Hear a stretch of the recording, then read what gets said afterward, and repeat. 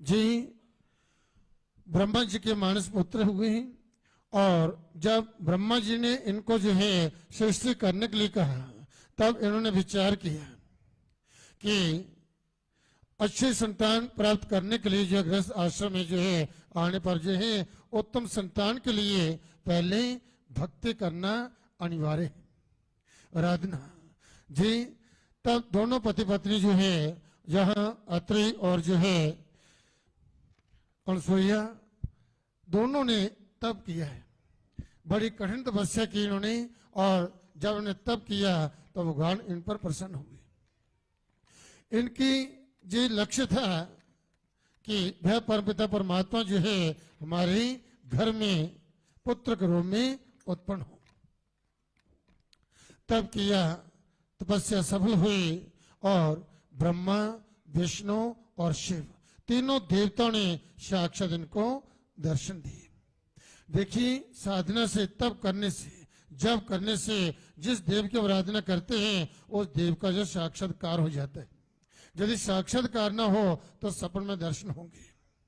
और इतने नहीं, आपकी जो भी कामना होती है वह मनोकामना जो है पूर्ण होना शुरू हो जाती है, और जीवन में जो है आत्म शांति, आत्म सुख की प्राप्ति होती है, और कार्य में सिद्धि प्राप्त होती है। ब्रह्मा, विष्णु, महेश तीनों देवता जो हैं उनकी तपस्या से, उनकी आराधना से प्रसन्न हुए और साक्षात दर्शन दिया, और वरदान मांगने के लिए कहा कि वरम हुई, आपकी तपस्या से, आपकी आराधना से हम प्रसन्न हैं, आपकी जो मन की इच्छा है हमसे वरदान प्राप्त करें। तब जो है अत्रि ऋषि ने कहा कि मैं तो अद्वैत तत्व की उपासना करता था, वह परमपिता परमात्मा तो एक ही, लेकिन आप उन तीनों में से वह एक कौन है?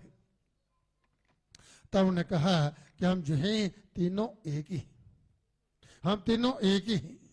तब जो है कहते कि उन्होंने उनकी स्तुति की, और उन्होंने जो है जब उनसे पूछा कि आप वरदान मांगे, तो उन्होंने कहा कि हमारे मन की जो इच्छा थी, आपके सदृश जो है हमारे घर में संतान हो, पुत्र हो। तब उन्होंने कहा कि हमारे समान तो हम ही, इसलिए जो है हम ही आपके घर में जो है पुत्र के रूप में उत्पन्न होंगे। तो उस समय कहते हैं कि उन्होंने उन्हें वरदान दिया, आशीर्वाद दिया, अंतर ध्यान होगी, और कालांतर इनके घर जो हैं ब्रह्मा के अंश से चंद्रमा, भगवान विष्णु के अंश से दत्तात्रेय, और भगवान शिव के अंश से जो है दुर्वासा ऋषि जो है जो इनके पुत्र हुए। से चंद्रमा, भगवान विष्णु के अंश से दत्तात्रेय, और भगवान शिव के अंश से जो है दुर्वासा ऋषि जो है जो इनके पुत्र हुए। तो इन्होंने जो उपदेश देते हुए कहा है कि एक अच्छी संतान प्राप्त करने के लिए जो है भगवान की साधना, भक्ति जो है ये अनिवार्य है। भक्ति से जो है ये संतान जो है आगे चलकर भक्ति होती है। और इस प्रकार से कपुत्र यदि कपुत्र हो जाता है, क्योंकि पहले ईश्वर की आराधना करनी चाहिए। यदि कपुत्र हो जाता है तो उससे ना तो माता पिता को सुख प्राप्त होता है, ना राष्ट्र को, ना किसी को भी जो है कोई लाभ नहीं होता, परंतु हानि अवश्य होती है।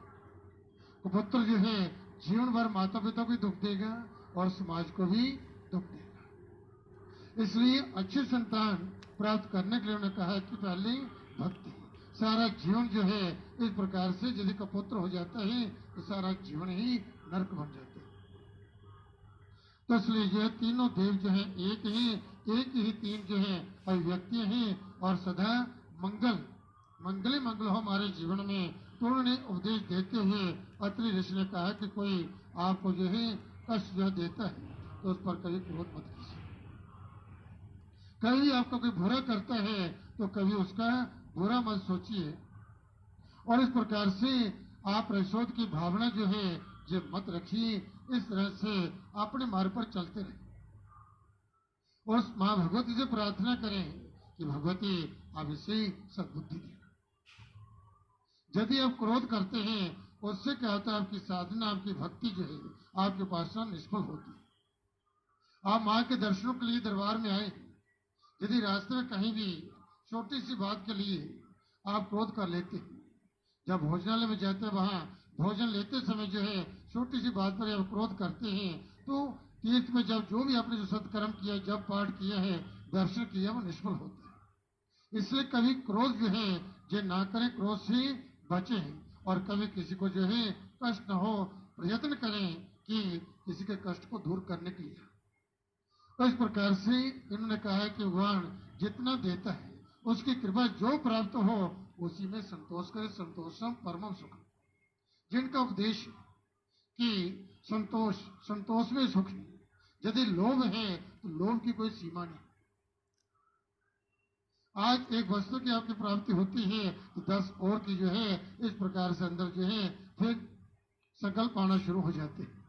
तो इस प्रकार से लोभ बढ़ता जाता है, जीवन समाप्त हो जाता है, परंतु लोभ खत्म नहीं होता। तो इसलिए कहा है कि जितना जो प्राप्त हो उसी में संतोष करें, संतोष परम सुगम और सदा प्रसन्न रहे, प्रसन्न रहे। कभी यह दुखी मत होइए क्योंकि इस संसार में जो आया है और आकर के उसको करना क्या है उसके लिए विचार करना है कि हम किस लिए आए हैं, हमारा कर्तव्य क्या है। तो जीवन रहते हुए आत्म कल्याण कर लेना चाहिए, अर्थात साधना करके, आराधना करके, भक्ति करके, मंत्र जप करके इस प्रकार से अपना काम बना ले। जीवन रहते हुए इस प्रकार से प्रसन्न मन से जो है कुछ न कुछ जो है प्रतिदिन जो है कुछ सत्कर्म करें, दान करें, दीन दुखी सेवा करें, प्रतिदिन कुछ न कुछ गौ माता को गौ ग्रास दें, उसे प्रणाम करें। तो इस तरह से कोई ना कोई कार्य जो सत्कर्म जो है कुछ न कुछ अवश्य प्रतिदिन करना चाहिए। नियम जो है ऐसा नियम बनाए कि कभी किसी से गलती हो जाती है क्षमा करना, सच बोलना, सत्य बोलना, सत्य के मार्ग पर चलना और मन कर्म और वचन से जो है किसी को पीड़ा न देना, कभी किसी को दुख न देना, वाणी की देना। ऐसी कोई कटु वाणी बोलने जिससे दूसरे को दुख हो जाए, कष्ट आ जाए, तो इस प्रकार से बिल्कुल मीठा बोलना। तो कभी किसी को वचन से वाणी मन के द्वारा, कर्म के द्वारा कभी किसी को पीड़ा न पहुंचाना और प्रतिदिन जो है कुछ न कुछ जो जीवन में जो है दान पुण्य जो है ये करते रहना, ऐसा स्वभाव बना ले। तो समय मिलता कई बार देव कृपा से ऐसा सौभाग्य प्राप्त होता है, परंतु कई बार व्यक्ति आगे निकल जाता है। कोई भूखा है तो उसको भोजन करवाना और फिर वे प्रसन्नचित होकर जब उसको भोजन को प्राप्त करता है वह जो पुण्य है उसका फल जो अनंत गुना होता है। कोई प्यासा उसको जल पिलाना, तो इस प्रकार से ऐसा स्वभाव जो है मीठा स्वभाव अपना बना लेना। तो इस प्रकार से 4 चीजें जो है पहले दुर्बल जो है वे दिखाई देती हैं, परंतु प्रभाव ना करने पर बढ़ करके वही जो है दुख के गड्ढे में डाल देती है, संकट में डाल देती है। वह क्या है? अग्नि और रोग, ऋण और पाप। इनसे बचने अग्नि जो थोड़ी भी शेष रह जाती है तो बाद में बढ़ करके वही कष्ट का कारण बन जाती है, विनाश का कारण बनती है। और रोग जो है आप जो है यदि ठीक से ध्यान नहीं देंगे, छोटा सा रोग होगा, यदि आपने ध्यान नहीं दिया तो वह बढ़ करके इतना भयंकर रोग बन जाएगा फिर उसका उपचार भी नहीं हो पाएगा। तो इनमें कभी लापरवाही नहीं करनी चाहिए। ऋण या उधार जो है पहली बार उधार ले ही मत, लेना ही पड़े तो उसको तुरंत जो है प्रयत्न पूर्वक उस ऋण को जो चुका दें, नहीं तो ऋण बढ़ता बढ़ता ऐसे दबा लेगा फिर आप वहां से उठ नहीं पाओगे। इसलिए जिनका उपदेश है। और पाप जो है पाप से बचे, पाप जो है ये विनाश का कारण है, तो इसलिए इससे बचे। ज्ञानी, तपस्वी, शूर, कवि, पंडित, गुणी ये कौन है? ये महर्षि कहते हैं इस संसार में जिसे मोह ने भरमाया नहीं, काम ने जिसको नचाया नहीं, ये जगत तो जो है काजल की कोठरी। आप कहें हम तो बिल्कुल श्वेत कपड़े पहन रखे हैं, हम तो झूठ नहीं बोलते, कोई गलत काम भी नहीं करते, परंतु जो संसार में आया है ये एक काजल। आप जो है कहीं कोयले की खाई में जाओ और श्वेत कपड़े पहन करके और कहो हम बड़े सावधान रहते हैं तो हमें कुछ नहीं होता, कहीं काल लगेगा नहीं। ये संसार है जहाँ पर जो है जब अवतार भी आए हैं उनको एक कष्ट ही कलंक से जो है बचने का बस एक ही उपाय वह क्या है कि इस भगवती महामाया की शरणागति। इस भगवती महामाया के द्वारा सारा जगत जो है ये मोहित किया गया। ज्ञानी नव चेता से थे भगवती सा फलादा कृष्ण मोहाय महामाया ऋषि। जो बड़े बड़े ज्ञानियों को, बड़े बड़े तपस्वियों को भी मोह के गहरे गर्त में गिरा देती हैं, फिर सामान्य मनुष्य का कहने की। इस भगवती की जब कृपा बनी रहती है तो जीवन में रिद्धि सिद्धि बनी रहती है, सर्वत्र आनंद ही आनंद होता है और जहां भी व्यक्ति जाता है सफलता प्राप्त होती जाती है। जब इसकी कृपा नहीं होती तो बड़े बड़े ज्ञानी, बड़े बड़े तपस्वी, बड़े बड़े जो है इस प्रकार से पढ़े लिखे लोग भी संकट में आ जाते हैं। बस सोच नहीं पाते हमारी बुद्धि को क्या हो गया, ऐसा निर्णय गलत कैसे कर दिया बुद्धि ने जिससे हम संकट में आ गए। इसलिए जो है कब क्या हो जाए, किस पल क्या हो जाए इसका पता नहीं।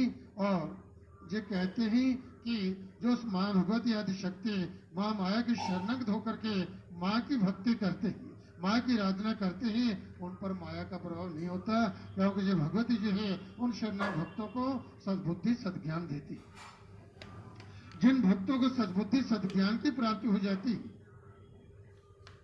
उनकी बुद्धि कभी गलत निर्णय नहीं करती, उनकी बुद्धि ठीक निर्णय करती है।